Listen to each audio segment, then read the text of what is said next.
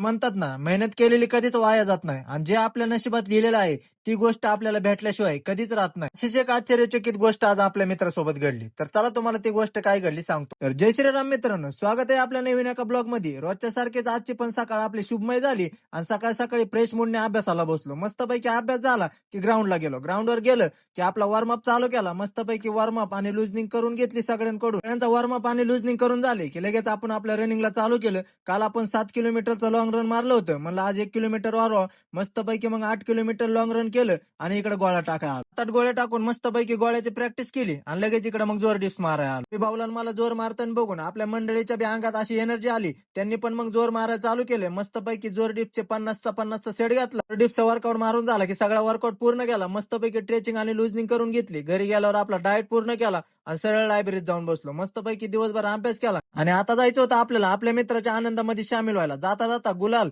आणि हार आपण रेडी ठेवला. आपला अंकुश भाऊ भाऊच्या मेहनतीला आज खरंच फळ मिळालं. 2 वर्ष आधी झालेलं वनरक्षक भरतीत भाऊ वेटिंगला होता. आज भाऊची वेटिंग क्लिअर झाली. भाऊच्या मेहनतीला आज फळ भेटलं. त्याच्याच आनंदात सामील होण्यासाठी आपण मस्तपैकी गुलाल आणि हार घेऊन गेलो होतो. पण जी मेहनत करतो त्या मेहनतीचं फळ आपल्याला भेटल्याशिवाय कधीच राहत नाही. जे आपल्या नशिबात असते ते आपल्याला भेटल्याशिवाय कधीच राहत नाही. हे आपल्या समोर एक जिवंत उदाहरण आहे. त्या आनंदात आपण सामील होऊन आजच्या व्हिडिओची इथं समाप्ती करू. भेटू उद्याच्या नवीन ब्लॉग मध्ये.